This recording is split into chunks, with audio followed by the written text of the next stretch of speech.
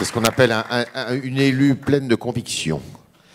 Alexandre Delval va prendre la parole maintenant. Alexandre Delval, vous le connaissez évidemment, il est l'auteur de nombreux livres sur l'islamisme et sur la Turquie aussi.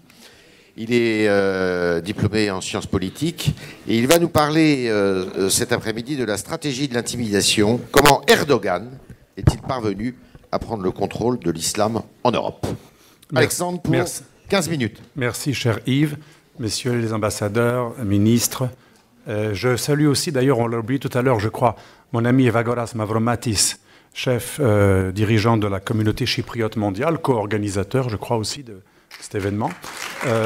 N'oublions pas que Chypre est l'une des premières victimes actuelles depuis les années 74. Le nom de l'opération s'appelait Attila. Déjà, tout un programme. Et d'ailleurs, c'était quelqu'un, il y avait d'ailleurs parmi les instigateurs de cette opération un type qui fait partie du nationalisme de gauche. Donc vous voyez, en Turquie, les pistes sont brouillées, on n'a pas les mêmes critères de gauche-droite. Et là-bas, on peut se dire de gauche patriotique et agir pire que l'extrême droite ici. Donc c'est important de rappeler ce martyr aussi du peuple chypriote. J'ai une pensée aussi pour mes amis arméniens. J'ai bien connu Roland Dink. Et ce qui m'a beaucoup frappé quand il est mort, d'ailleurs je salue une amie de Roland Dink qui est dans la salle, elle peut se lever si elle veut, elle est très bien connue, et ce qui m'avait frappé chez Roland Dink, il disait toujours, il ne faut pas être anti-turc, il faut être tolérant, il faut comprendre les Turcs, il faut même comprendre qu'ils ont du mal à accepter le génocide. Il était d'une tolérance énorme, il était pédagogue, il voulait faire comprendre le malheur du génocide, mais sans du tout être dans une position d'intolérance ou de rejet. Et ben, il a été tué malgré son... Il était même critiqué dans la communauté arménienne en France pour être trop gentil, trop porté sur le dialogue, même avec les Turcs les plus nationalistes. Vous voyez comment il a été payé de retour, c'est ça la Turquie depuis un certain nombre d'années. J'ai aussi une pensée très émue pour les chrétiens de Malatya qui ont été martyrisés, égorgés, toujours par des fous. Il faut le savoir, en Turquie, c'est toujours des fous qui égorgent des gens. Bien qu'ils aient dit agir au nom de la défense de l'islam, on a égorgé des missionnaires protestants à Malatya, quelque temps après le meurtre de Hrant Dink, qui était d'ailleurs lui aussi un protestant arménien. Et j'ai aussi une pensée pour Monseigneur Luigi Padovese, chef de l'Église catholique pour tout le Moyen-Orient. Bien entendu, lui aussi, c'est un fou qui l'a tué par 3 balles dans la tête, comme Hrant Dink. C'est toujours des fous, hein. Mais là aussi, le fou était quand même en train d'agir au nom de la défense de l'islam. Et vous savez pourquoi il y a eu toute cette série de meurtres? On pourrait parler aussi du père Don Santoro, qui a été massacré lui aussi par 2 balles dans la tête. Eh bien, ce climat n'est pas venu par hasard. Moi, je crois au pouvoir des mots. Depuis déjà des mois, le gouvernement AKP, le Parti de la Justice et du Développement, crée des mythes du complot. Il y aurait eu du prosélytisme chrétien, des millions de Bibles diffusées gratuitement, et il y aurait aussi un complot à la fois des protestants évangéliques et du pape qui voulait faire revenir Istanbul à sa chrétienté, Constantinople. Et ça, c'était dans tous les journaux, des partis de droite comme de gauche qui disaient qu'il y avait un danger de rechristianisation de la Turquie. Déjà, c'est très méconnaître le Vatican, qui a surtout pas envie de convertir qui que ce soit depuis plusieurs décennies. Mais voilà, il y avait ce complot du Vatican et des protestants évangéliques qui allaient christianiser la Turquie. Ça a débouché sur des meurtres et aujourd'hui les chrétiens ont peur en Turquie. Et enfin, pour les pensées, je pense qu'il faut aussi rappeler le sort des Alévis.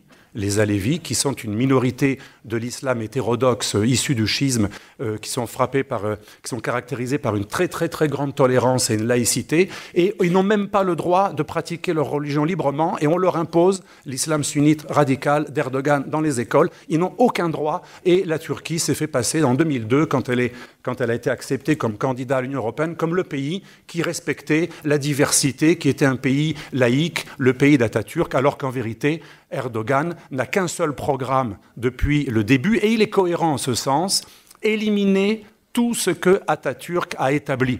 Le nationalisme, le socialisme, le kémalisme, la laïcité, tout ce qui fonde les fameuses flèches du kémalisme a été éliminé progressivement par M. Atatürk. Alors, ce que je voulais dire aujourd'hui, il y a eu 3 phases pour répondre. Erdogan, lapsus non révélateur. Il y a eu 3 phases pour répondre à votre question. Premièrement, la phase de l'exil, ou si vous préférez, la hijra à l'envers. La phase ensuite de la subversion, que j'ai appelée dans un de mes livres en 2002, la stratégie du cheval de Troie, et la phase de l'intimidation. Alors la première phase de l'exil, c'est quand même assez extraordinaire. C'est ce que j'avais écrit déjà dans mon premier livre en 1997. Pratiquement tous les mouvements islamistes sunnites du monde qui ont déstabilisé, défiguré le monde musulman, agressé le monde musulman, ont été financés, ont été entraînés en Europe. Pas uniquement le syndrome afghan, mais M. Nekmettin Erbakan, le maître spirituel, le mentor de M. Erdogan, en 1969, d'ailleurs comme le gendre de Hassan el-Banna, le créateur des Frères musulmans, mon ami Razevi ici présent pour l'avoir aussi tout à l'heure, ces deux personnes, un frère musulman canal historique égyptien, l'autre frère musulman turc, persécutés dans leurs pays respectifs, où ils trouvent refuge, dans l'Europe naïve, ou compromise avec l'islamisme, en plus c'est la guerre froide, et c'est en Europe que les frères musulmans, avec Saïd Ramadan, le gendre de Hassan al-Banna, à partir de Genève et de l'Allemagne, et c'est aussi en Allemagne que M. Nekmettin Erbakan crée le Milli Görüş, une association terrifiante dans son programme qui veut rétablir le califat et qui est la branche turque des frères musulmans. Un Milli Görüş, ça ne veut pas dire vision nationale, ça c'est trompé, c'est pour faire croire aux nationalistes que c'est compatible, c'est la vision communautaire religieuse. C'est ça que vraiment on peut traduire le Milli Görüş comme ça n'a rien à voir. L'islamisme, comme ça a été très bien dit tout à l'heure, et les Syriens malheureusement en savent quelque chose, comme les Égyptiens et comme toutes les nations arabes d'ailleurs, l'islamisme est le pire ennemi du nationalisme. L'islamisme est le pire ennemi même de l'État-nation. Et même l'islamisme chiite de Khomeini, qui était influencé par les frères musulmans, avait pour but de détruire l'esprit national. Ils veulent remplacer la nation par la communauté qui elle-même est un socle pour faire un califat mondial pour les sunnites et une république islamique universelle pour les khoméinistes. Donc cette stratégie de repli était fondamentale parce qu'en même temps qu'ils ont créé le parti politique qui a ensuite pris le pouvoir en Turquie, c'est ça qui est assez marrant, ils trouvent refuge en Europe, ils créent le Milli Görüş, et le Milli Görüş donne naissance à la plupart des grands partis islamistes qui ont commencé à gagner des élections locales et législatives, à avoir déjà des gouvernements à partir des années 90. M.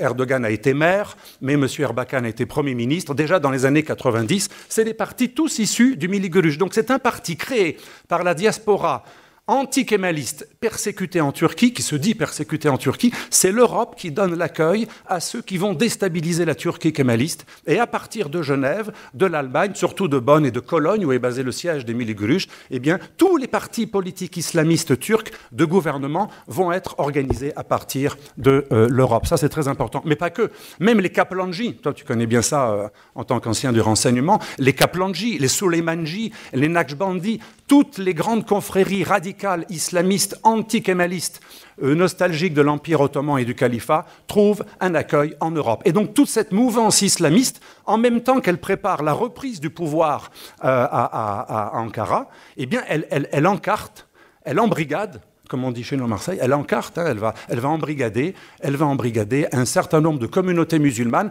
à qui on va faire croire que l'intégration est une désintégration, la grande phrase de M. Tariq Ramadan, s'intégrer, c'est ce qu'il disait avant, maintenant il dit le contraire, mais s'intégrer, c'est se désintégrer. Si vous vous assimilez, si vous vous intégrez, vous perdez votre islamité. Finalement, l'Occident est contaminant. L'Occident contamine. Donc, toute assimilation, comme a dit Erdogan lui-même, est un crime contre l'humanité. Imaginez la force, la violence du propos. Donc, après la stratégie de l'exil, on arrive à la stratégie du cheval de Troie. Là, c'est très malin. Entre-temps, la Cour européenne des droits de l'homme a interdit, a justifié l'interdiction de mouvements islamistes issus du Milli Görüş.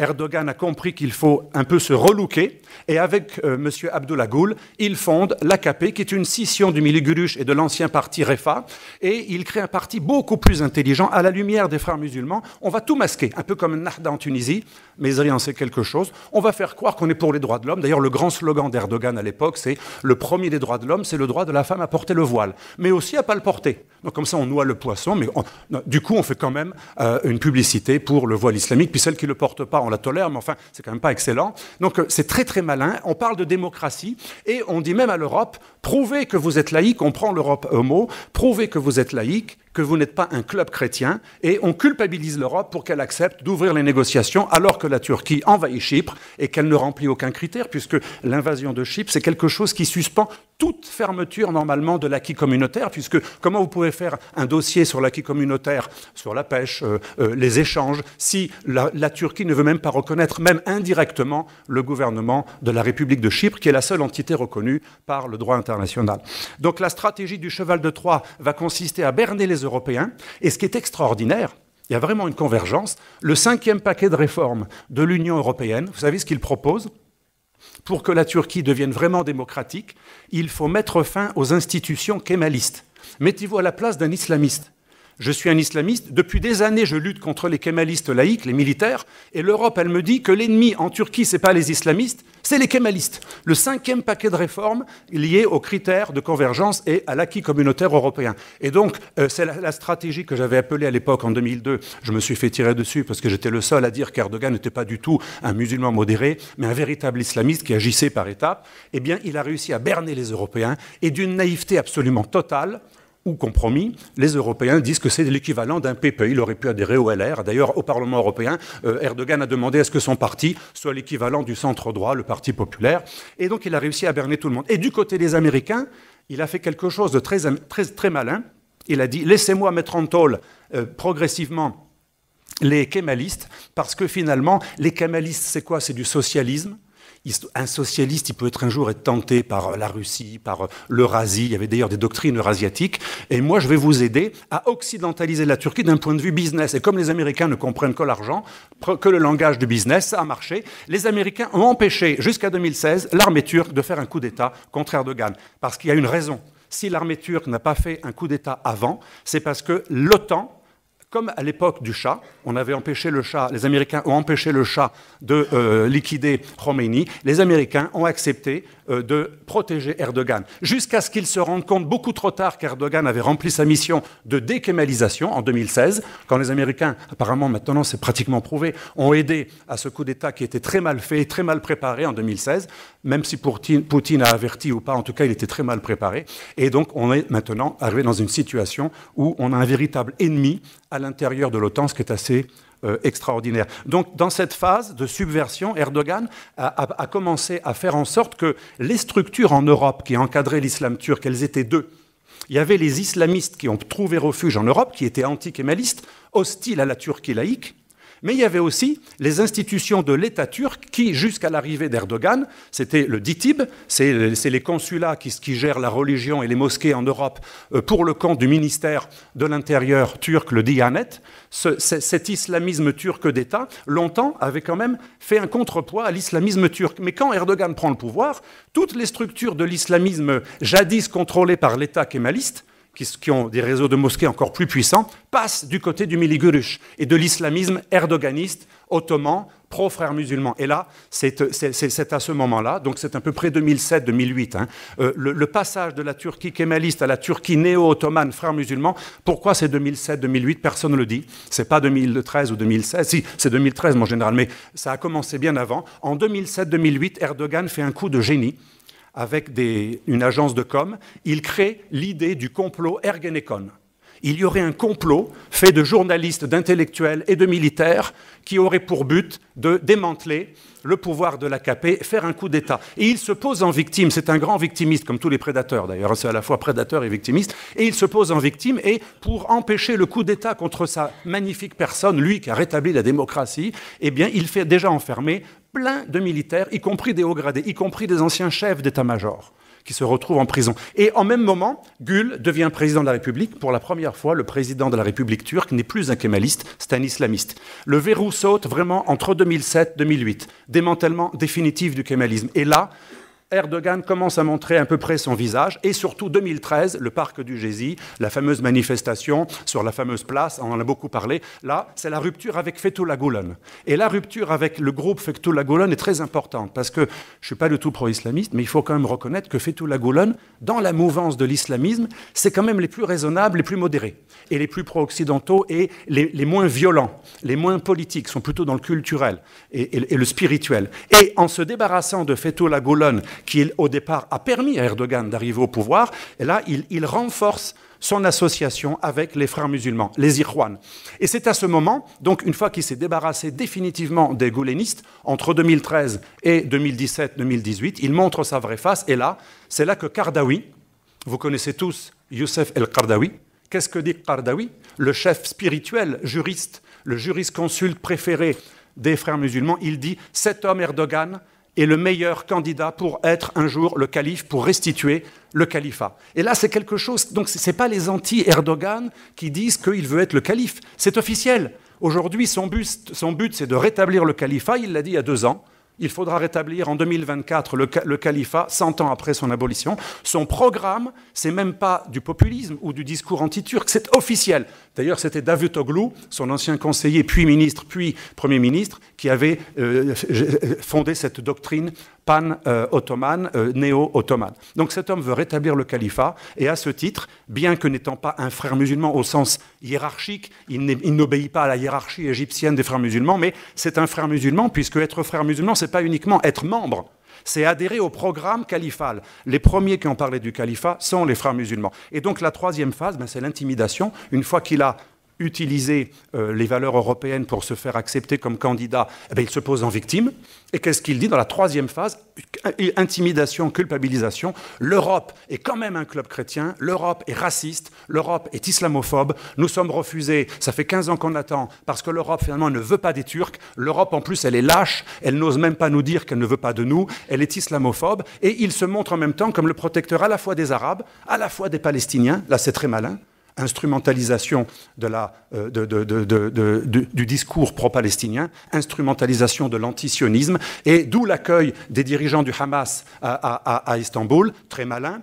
En fait, comme les Iraniens, ils s'en foutent totalement des Palestiniens et des Arabes. D'ailleurs, la Turquie n'a même pas rompu son alliance avec Israël, mais c'est rhétorique. On utilise la cause palestinienne pour plaire aux Arabes, mais aussi aux Maghrébins, qui malheureusement parlent souvent plus de la cause palestinienne que de leur propre cause. Quand il y avait la guerre civile en Algérie, les Algériens se mêlaient plus de causes palestiniennes que de leur propre cause, et c'est bien dommage. Moi, je les invite à s'intéresser un peu moins aux Palestiniens, un peu plus à leur cause. C'est ce qu'ils font d'ailleurs. La bonne nouvelle du printemps arabe, c'est que la Palestine n'est plus le seul sujet. Maintenant, les gens commencent à interpeller leurs propres dirigeants, qui sont souvent corrompus et qui sont souvent dictatoriaux. Et donc, j'en reviens à la Turquie, je dois conclure, parce que je vois que tu t'es levé.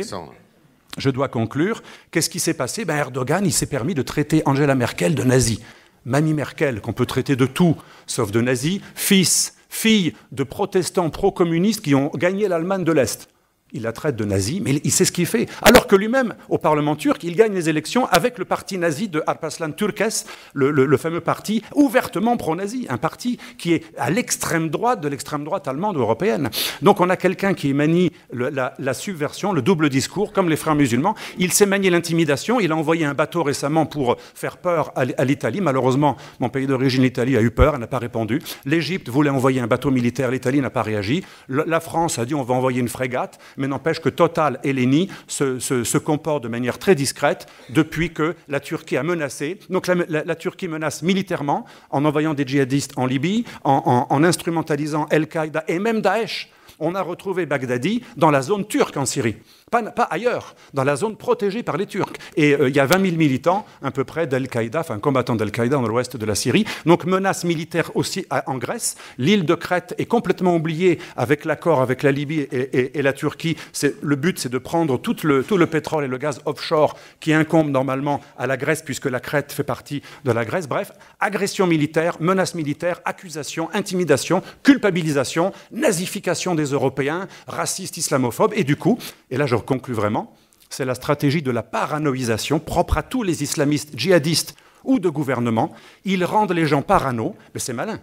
Si je vous dis que vous êtes victime d'un bouc émissaire, vous allez vous replier sur vous-même. Si vous êtes tous victimes, si tous les musulmans d'Europe, comme le dit Erdogan, sont victimes d'un crime contre l'humanité, il a dit même que Macron participe à ça en voulant intégrer, c'est faire un crime contre l'humanité. Donc il rend paranoïaque tous ceux qui sont sensibles à son discours, et ils sont sensibles parce qu'ils se portent en protecteurs des Palestiniens, des musulmans, et donc il paranoïse dans le but de forger un repli communautaire, d'où le parti politique, d'où l'entrisme dans le CFCM, le Conseil français du culte du musulman, où la fédération turque est la plus puissante, après avoir d'ailleurs dirigé ce conseil, d'ailleurs c'était même quelqu'un de la famille d'Erdogan, Ahmet Ograz, qui a dirigé le Conseil français du culte musulman. Donc voilà, cette alliance entre frères musulmans et turcs est extrêmement dangereuse, parce qu'elle propose aux musulmans d'Europe de ne pas s'intégrer et de lutter contre la culture du pays. C'est quelque chose d'absolument inouï, un véritable défi, en plus du fait qu'elle menace Chypre, qu'elle menace la Grèce,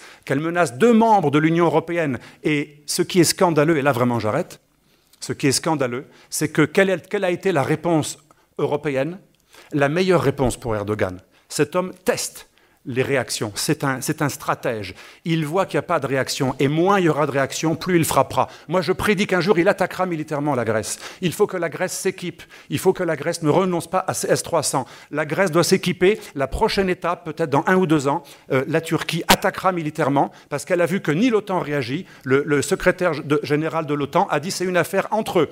Carrément, la victime au même niveau que le bourreau. La Grèce doit se préparer bientôt à une attaque, à une prise des îles de la mer Égée. Et d'ailleurs, depuis 2 ans, le Parlement turc ne parle que de ça. Les partis kémalistes, de droite, de gauche, à part l'extrême gauche, tous les partis, et pas uniquement l'AKP, disent qu'il faut récupérer les îles de la mer Égée. Rectification des frontières. La Turquie dit ouvertement qu'elle veut continuer à envahir Chypre, qu'elle colonise, et elle veut réclamer toutes les îles de la mer Égée, parce que bien sûr, il y a du gaz et du pétrole. D'autres en parleront mieux que moi. Merci. Merci Alexandre.